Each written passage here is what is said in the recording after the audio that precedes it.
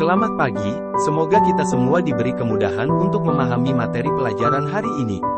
Perkenalkan, saya siswa dari jurusan Agribisnis Ternak Ruminansia.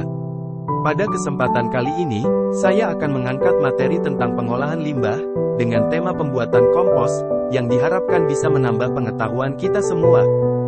Tujuan dari pembelajaran ini adalah sebagai berikut. 1. Siswa mampu melakukan pengolahan limbah dengan benar. 2. Siswa mampu melakukan penanganan dan pengolahan limbah dalam bentuk padat dan cair, pada ternak ruminansia. Kemudian yang ketiga, siswa mampu menciptakan nilai tambah dari limbah peternakan. Apa yang Anda ketahui tentang limbah peternakan? Limbah peternakan adalah sisa buangan dari suatu kegiatan usaha peternakan, seperti usaha pemeliharaan ternak, rumah potong hewan, pengolahan produk ternak, dan lain-lain. Limbah tersebut meliputi limbah padat seperti feses, limbah cair seperti urin, dan limbah gas seperti gas metan yang berasal dari kotoran ternak ruminansia besar. Dalam pembelajaran kali ini, kita akan melakukan pengolahan limbah padat menjadi pupuk kompos.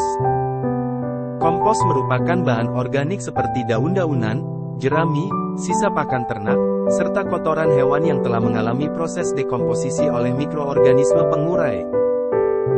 Kompos mempunyai banyak manfaat antara lain, 1.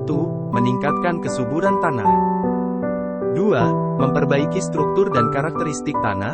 3. Meningkatkan kapasitas serap air tanah. 4. Meningkatkan aktivitas mikroba tanah. 5. Meningkatkan kualitas hasil panen. 6. Menyediakan hormon dan vitamin bagi tanaman. 7. Menekan pertumbuhan penyakit tanaman. 8. Meningkatkan retensi atau ketersediaan hara di dalam tanah. 9. Tanah yang diberi pupuk organik secara terus-menerus akan mengalami peningkatan mutu unsur hara. Untuk itu peserta didik diharapkan bisa melakukan pembuatan pupuk kompos secara baik dan benar. Langkah pertama, siapkan alat dan bahan yang diperlukan. Bahan-bahan yang diperlukan antara lain, 1. Kotoran domba 20 kg, 2. Sekam 10 kg, 3. M4300 ml, 4. Abu 3 kg, 5. Kapur 650 gram, 6. Molasses 680 gram. Kemudian untuk peralatan yang perlu disiapkan antara lain, 1. Cangkul, digunakan untuk mengaduk bahan campuran, 2. Tong, sebagai tempat penampung hasil campuran. 3. Plastik, digunakan sebagai penutup tong agar bahan yang sudah tercampur, kedap udara atau anaerob. 4. Karet, digunakan untuk pengikat atau perekat tutup tong. 5. Terpal digunakan untuk tempat mencampur bahan. 6. Timbangan digunakan untuk mengukur berat bahan. 7.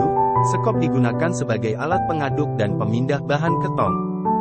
Langkah berikutnya adalah langkah kerja. 1. Siapkan alat dan bahan. 2. Siapkan tempat untuk hamparan bahan dengan menggunakan terpal. 3. Tuangkan kotoran ternak di atas terpal. 4. Taburkan sekam di atas kotoran ternak. 5. Campurkan kedua bahan tersebut secara homogen. 6. Campurkan abu dengan kapur secara homogen. 5. Buatlah larutan dekomposer dengan cara mencampur air dengan M4 dan molasses sesuai dosis 6. Kemudian hasil campuran dibasahi dengan larutan dekomposer, aduk secara merata. 7. Kemudian masukkan hasilnya ke dalam tong yang sudah disediakan. 8. Tutup rapat tong tersebut, simpan dan hindari dari sinar matahari langsung. 9. Setiap 1 minggu sekali, lakukan pengadukan bahan di dalam tong selama 3 minggu.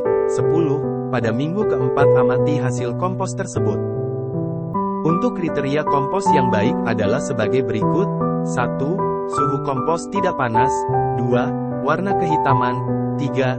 Aroma seperti tanah. 4. Tekstur tidak menggumpal.